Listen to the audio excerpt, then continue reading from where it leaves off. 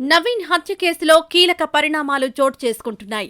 ఈ కేసులో ప్రధాన నిందితుడు హరిహర కృష్ణతో పాటు అతని స్నేహితుడు హసన్, ప్రియురాలు నిహారికను పోలీసులు అరెస్ట్ చేసి విచారించారు. కాగా ఈ కేసులో ఏ3గా ఉన్న నిహారిక విస్తుపోయే నిజాలను బయటపెట్టింది. నవీన్తో ప్రేమ నుంచి అతని హత్య వరకు అన్ని విషయాలను వెల్లడించింది. నిహారిక చెప్పిన విషయాలు ఆమె మాటల్లోనే.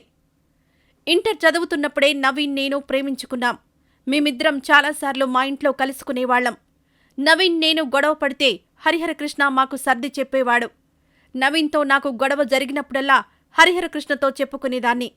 మనస్పర్ధలు రావడంతో నవీన్ నాకు దూరమయ్యాక హరిహర కృష్ణ నన్ను ప్రేమిస్తున్నానని చెప్పాడు.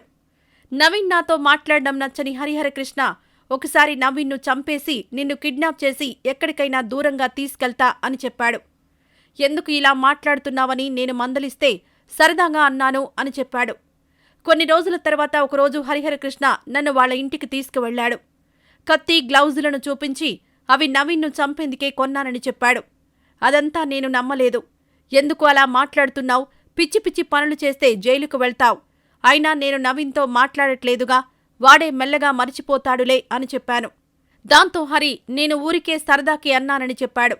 జనవరి 15న హరి నాకు ఫోన్ చేసి తన స్నేహితులందరూ గెట్ టుగెదర్ పార్టీ 16 జనవరిన చేసుకుంటున్నాం అని చెప్పాడు.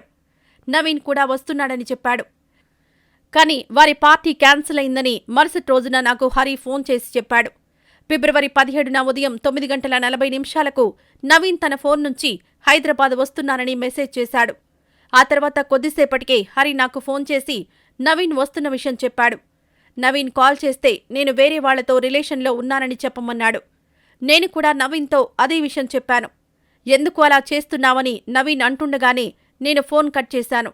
కాసేపటికే హరిహర కృష్ణ తనకు ఫోన్ చేసి ఇక నవీన్ నీతో మళ్లీ మాట్లాడడు అని చెబితే సరే అని చెప్పాను. ఇక తర్వాతి రోజు ఫిబ్రవరి 18న తనను కలవాలని హరిహర కృష్ణ మెసేజ్ చేయడంతో ఉదయం 9:30 వనస్థలిపురం నాగార్జున స్కూల్ పక్కన ఉన్న గల్లీలో రోడ్డు మీద హరిని కలిశాను. అప్పుడు హరి పాత బట్టలు వేసుకుని రాగా ఎందుకు ఇలాంటి బట్టలు వేసుకున్నావు? ఎవరివి బట్టలు అని అడిగాను. నవీన్ని నేను రాత్రి చంపేశాను. నా బట్టలకు రక్తం అంటితే హసన్ బట్టలు వేసుకున్నాను. హసన్కి కూడా నవీన్ హత్య విషయం చెప్పాను. హసన్తో కలిసి నవీన్ అవయవాలు ఉన్న బ్యాగ్ని వారి ఇంటికి దూరంగా చెట్లలో పడేశాను అని నాతో చెప్పాడు. నేను అతనితో ఎందుకు అలా చేశావు? వేరేలాగా మాట్లాడుకుని ఉండొచ్చు కదా అన్నాను. ఆ తర్వాత హరి వరంగల్ వెళ్తాను, డబ్బులు కావాలి అని అడిగితే నేను హరికి 1500 ఇచ్చి వెళ్లిపోమ్మని చెప్పాను. నవీన్ను హరి హత్య చేసిన విషయం ఎవరికీ చెప్పలేదు. మళ్లీ ఫిబ్రవరి 20న కాలేజీ నుంచి వస్తుంటే ఎల్బీనగర్ బస్టాండ్లో కలిశాడు. నవీన్ని చంపిన చోటు, తల పడేసిన చోటుని చూపిస్తానని తనతో తీసుకువెళ్లాడు. బ్రాహ్మణపల్లి దగ్గర నవీన్ తలని, కత్తిని, సెల్ఫోన్ పడేసిన స్థలం ఇదేనని దూరం నుంచి చూపించాడు. అక్కడ్నుంచి అబ్దుల్లాపూర్ మేట్లో 4:30 గంటలకు ఇద్దరం కలిసి బిర్యానీ తిన్నాం. అక్కడ్నుంచి తిరిగి వస్తున్న మార్గంలో నవీన్ను చంపేసిన స్థలం చూపించాడు.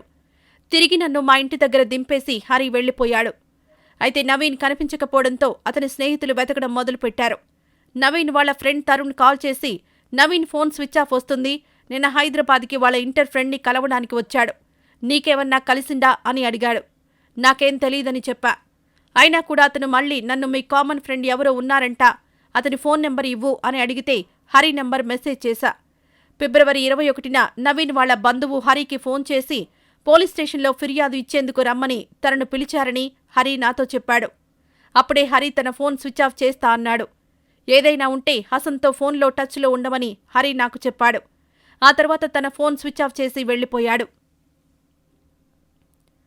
అదే రోజు సాయంత్రం మళ్లీ తరుణ్ నాకు కాల్ చేసి నవీన్ గురించి ఏమైనా తెలిసిందా అని అడిగితే నాకు తెలియదు అని చెప్పాను. నవీన్ వాళ్ల మామ కూడా నాకు ఫోన్ చేసి నవీన్ గురించి ఏమైనా తెలిస్తే చెప్పమని అడిగాడు. నాకు తెలియదు అని చెప్పాను. కాని నాకు భయం వేసి మా బావ భూపాల్ రెడ్డికి నవీన్ అనే అబ్బాయి తప్పిపోయాడని నా ఫ్రెండ్స్ ఫోన్ చేస్తున్నారని చెప్పా. అప్పుడు మళ్లీ నవీన్ వాళ్ల మామ నాకు ఫోన్ చేసి నవీన్ గురించి అడుగుతుంటే మా బావ భూపాల్ రెడ్డి నా ఫోన్ తీసుకుని అతనితో మాట్లాడి మీ అబ్బాయి గురించి మాకు తెలియదు, నేను అడ్వకేట్ని, పదే పదే నిహారికకు ఫోన్ చేసి ఇబ్బంది పెట్టకండి అని చెప్పాడు.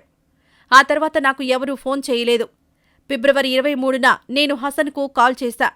హరి మిస్ అయ్యాడని వాళ్ళక్క బావ మలక్పేట పోలీస్ స్టేషన్లో కంప్లైంట్ ఇచ్చారని చెప్పాడు. నన్ను పోలీస్ స్టేషన్కి పిలుస్తున్నారు, నేను కూడా వెళ్తున్నాను. ఫోన్లో ఏదైనా చాటుంటే డిలీట్ చెయ్యి, నిన్ను కూడా పోలీస్ స్టేషన్కి పిలుస్తారేమో అని హసన్ చెప్పాడు. ఇన్స్టాగ్రామ్లో వాళ్లు చేసుకున్న చాట్ డిలీట్ చేసింది నిహారిక. ఇక ఆ మరుసటి రోజు ఫిబ్రవరి 24న ఉదయం 8:30 ప్రాంతంలో కాలేజీకెళ్తుంటే హరి వచ్చి బస్సు దగ్గర నిలబడి ఉన్నాడు. నా ఫ్రెండ్ హరిని చూసి నాకు చెప్పింది. వెంటనే నేను బస్సు దిగి వెళ్లి హరితో కాసేపు మాట్లాడాను. నేను పోలీసులకు లొంగిపోతాను అన్నాడు. ఆ తర్వాత ఇద్దరూ కలిసి నిహారిక ఇంటికి వెళ్లారు. ఇంట్లో ఎవరూ లేకపోవడంతో హరిహరకృష్ణ అక్కడే స్నానం కూడా చేశాడు. ఆ తర్వాత నిహారిక బావ లాయర్ కావడంతో ప్రియురాలు సూచన మేరకు జరిగిన విషయమంతా చెప్పగా లొంగిపోవాలని సూచించాడు. దీంతో హరిహరకృష్ణ పోలీసులకు లొంగిపోయినట్టు నిహారిక ఇచ్చిన స్టేట్మెంట్లో పేర్కొంది. నవీన్ హత్య కేసులో కీలక పరిణామాలు చోటు చేసుకుంటున్నాయి.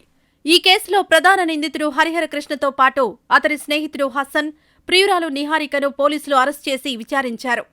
కాగా ఈ కేసులో ఏ3గా ఉన్న నిహారిక విస్తుపోయే నిజాలను బయటపెట్టింది. నవీన్తో ప్రేమ నుంచి అతని హత్య వరకు అన్ని విషయాలను వెల్లడించింది. నిహారిక చెప్పిన విషయాలు ఆమె మాటల్లోనే. ఇంటర్ చదువుతున్నప్పుడే నవీన్ నేను ప్రేమించుకున్నాం. మేమిద్దరం చాలాసార్లు మా ఇంట్లో కలుసుకునేవాళ్లం. నవీన్ నేను గొడవ పడితే హరిహరకృష్ణ మాకు సర్ది చెప్పేవాడు. నవీన్తో నాకు గొడవ జరిగినప్పుడల్లా హరిహరకృష్ణతో చెప్పుకునేదాన్ని. మనస్పర్ధలు రావడంతో నవీన్ నాకు దూరమయ్యాక హరిహరకృష్ణ నన్ను ప్రేమిస్తున్నానని చెప్పాడు. నవీన్ నాతో మాట్లాడడం నచ్చని హరిహరకృష్ణ ఒకసారి నవీన్ను చంపేసి నిన్ను కిడ్నాప్ చేసి ఎక్కడికైనా దూరంగా తీసుకెళ్తా అని చెప్పాడు. ఎందుకు ఇలా మాట్లాడుతున్నావని నేను మందలిస్తే సరదాగా అన్నాను అని చెప్పాడు.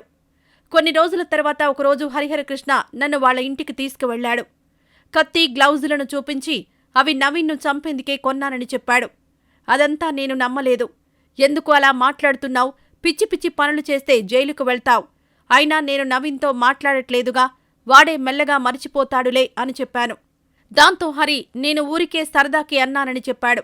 జనవరి 15న హరి నాకు ఫోన్ చేసి తన స్నేహితులందరూ గెట్ టుగెదర్ పార్టీ 16 జనవరిన చేసుకుంటున్నాం అని చెప్పాడు. నవీన్ కూడా వస్తున్నాడని చెప్పాడు.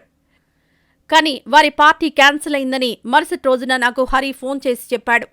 ఫిబ్రవరి 17న ఉదయం 9:40 నవీన్ తన ఫోన్ నుంచి హైదరాబాద్ వస్తున్నానని మెసేజ్ చేశాడు. ఆ తర్వాత కొద్దిసేపటికే హరి నాకు ఫోన్ చేసి నవీన్ వస్తున్న విషయం చెప్పాడు. నవీన్ కాల్ చేస్తే నేను వేరే వాళ్లతో రిలేషన్లో ఉన్నానని చెప్పమన్నాడు. నేను కూడా నవీన్తో అదే విషయం చెప్పాను. ఎందుకు అలా చేస్తున్నావని నవీన్ అంటుండగానే నేను ఫోన్ కట్ చేశాను. కాసేపటికే హరిహరకృష్ణ తనకు ఫోన్ చేసి ఇక నవీన్ నీతో మళ్లీ మాట్లాడడు అని చెబితే సరే అని చెప్పాను. ఇక తర్వాతి రోజు ఫిబ్రవరి 18న తనను కలవాలని హరిహరకృష్ణ మెసేజ్ చేయడంతో ఉదయం 9:30 వనస్థలిపురం నాగార్జున స్కూల్ పక్కన ఉన్న గల్లీలో రోడ్డు మీద హరిని కలిశాను. అప్పుడు హరి పాత బట్టలు వేసుకుని రాగా ఎందుకు ఇలాంటి బట్టలు వేసుకున్నావు? ఎవరివి బట్టలు అని అడిగాను. నవీన్ని